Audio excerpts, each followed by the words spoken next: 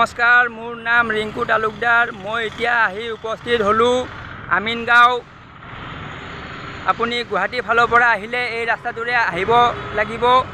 আহি আপুনি air conditioner bus stand এটা পাব আৰু এইফালে হাজো যোৱা ৰাস্তাটো আছে। এই ৰাস্তাটোৰ কাষত দেখিব এটা অসম প্ৰদেশ কংগ্ৰেছ কমিটিৰ কামৰূপ জিলা ৰাজীৱ ভৱন আছিলে। এই ৰাজীৱ ভৱনটো আপোনাৰ কংগ্ৰেছৰ ইনচাৰ্জ জিতেন্দ্ৰ সিং আৰু জাকিৰ হুছেইন সিকদাৰ আৰু ৰেকিবুদ্দিন আহমেদ আৰু নন্দিতা দাস, এই তিনিজনৰ সহযোগত জিতেন্দ্ৰ সিঙে এইটো বিজেপি মুখ্যমন্ত্ৰী ডক্টৰ হিমন্ত বিশ্ব শৰ্মাৰ লগত ডিল কৰিছে। এইটো বহুত টকাৰ লেনদেনৰ বিনিময়ত এইটো তেওঁ এই ভূমিখিনি, ইয়াত বিশাল ভূমি আছে, এই ভূমিখিনি হস্তান্তৰ কৰিছে। আৰু জিতেন্দ্ৰ সিং, জাকিৰ হুছেইন সিকদাৰ, ৰেকিবুদ্দিন আহমেদ আৰু নন্দিতা দাস এইসকল যে বিজেপিৰ এজেণ্ট হয়, এইটোৱে মানে ইয়াৰ জ্বলন্ত উদাহৰণ। কাৰণ ইয়াত 50 বছৰ থকা এটা ৰাজীৱ ভৱন তেওঁলোকে কিয় বিজেপিক দিলে? দিলে একো হাল্লা নহ'ল, একো কোনো গম নাপালে। তো মই এই বিষয়টো ভিডিঅ' বনাই ৰাইজৰ মাজলৈ আনিব বিচাৰিছোঁ।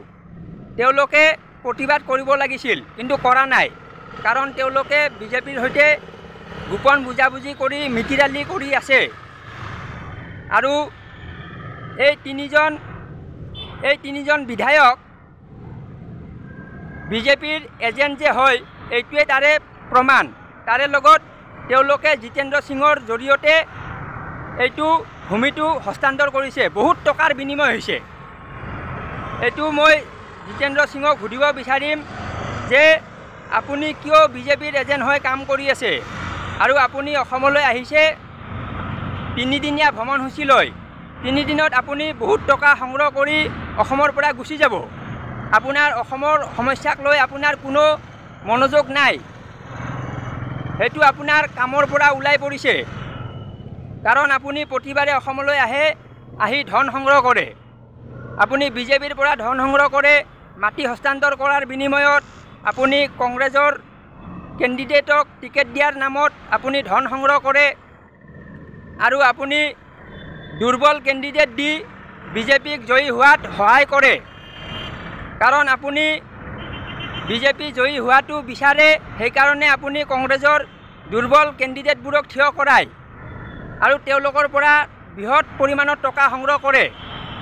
তো আপুনি যে অসমক পৰা টকা সংগ্ৰহ কৰে, সেই অভিযোগটো এতিয়া সঁচা প্ৰমাণিত হৈছে।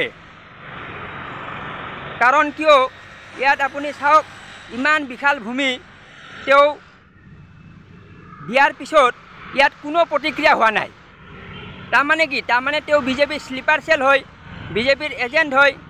তো তেওঁক বিজেপি জয়ী হ'বৰ কাৰণে কংগ্ৰেছৰ মানে ভিতৰত কাম কৰি আছে।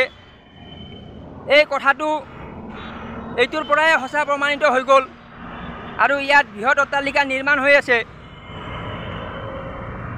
এইটো যে বহুত টকাৰ বিনিময় হৈছে, এইটো ইয়াৰ পৰা ওলাই পৰিলে আৰু ৰেকিবুদ্দিন আহমেদ, নন্দিতা দাস আৰু জাকিৰ হুছেইন সিকদাৰ তেওঁলোক বিজেপিৰ ইচাৰাত কাম কৰে।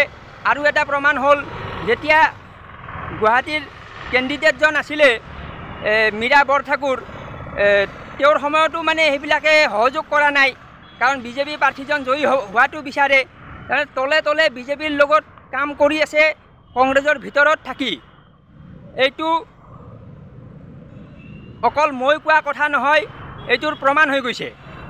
আৰু জিতেন্দ্ৰ সিঙক মই সুধিব বিচাৰিম যে আপুনি বিজেপিৰ হৈ যে কাম কৰি আছে, সেইটো আপুনি ৰাজহুৱা কৰক।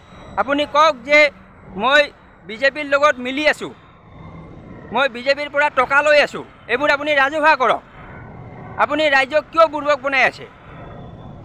তো এইটো মই ৰাইজৰ মাজলৈ আনিলোঁ। আপুনি চাওক, ইয়াত চৌহদটো চাওক, কিমান বিশাল ভূমি।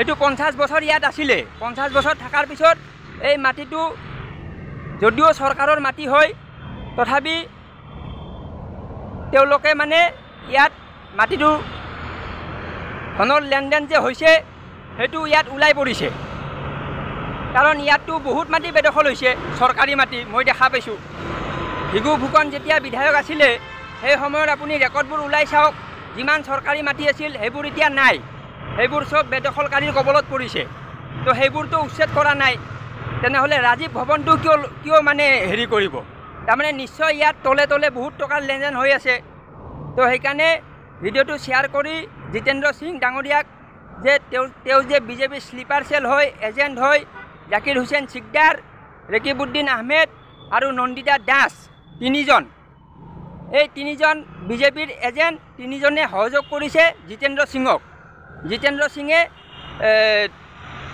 এই তিনিজনৰ মতে কাম কৰে এইটো কংগ্ৰেছ কৰ্মীসকলে এইবোৰ কথা জনা উচিত তেওঁলোকে এনে কষ্ট কৰি আছে আৰু ওপৰত বেলেগ খেল হৈ আছে তো মোৰ ভিডিঅ'টো চাওক আপুনি চব খেলবোৰ বুজিব আৰু পৰৱৰ্তী সময়ত মই এনেকা বহুত তথ্য মানে ৰাজহুৱা কৰিম ঠিক আছে মোৰ চেনেলটো ছাবস্ক্ৰাইব কৰক লাইক কৰক কমেণ্ট কৰক ধন্যবাদ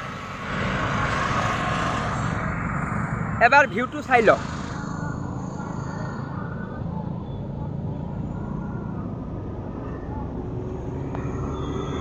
এই ৰাস্তাটোৰে আপুনি হাজো যাব পাৰে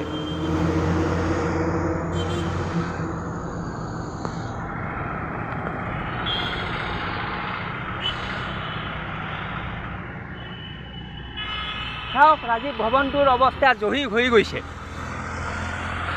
এই হ'ল মানে কংগ্ৰেছ কৰ্মীসকলৰ মানে দেশপ্ৰেম কোনো দেশপ্ৰেম নাই কেনেকৈ বিজেপিৰ পৰা পইচা ল'ব পাৰে দুৰ্বল কেণ্ডিডেটৰ পৰা পইচা ল'ব পাৰে আৰু বিজেপিক জয়ী হোৱাত সহায় কৰিব পাৰে এইবোৰৰ ভিতৰত ৰাজীৱ ভৱনৰ ভিতৰত চলি আছে অসম প্ৰদেশ কংগ্ৰেছ কমিটিৰ ভিতৰত চলি আছে আৰু ভূপেন বৰা তেওঁতো একো নাজানে তেওঁ একোৱে নাজানে তেওঁ সোধক এই কাহিনীটো সোধক তেওঁ কি কয় কোনোবা সাংবাদিকে সোধক যে এজন ৰিংকু তালুকদাৰে অভিযোগ কৰিছে আমিনগাঁৱৰ যিটো ৰাজীৱ ভৱন সেইটোৰ কি কাহিনী সোধকচোন কি কৈ চাওঁ তেওঁ প্ৰতিক্ৰিয়াটো মই শুনি লওঁ তাৰে পিছত মই আকৌ ক'ম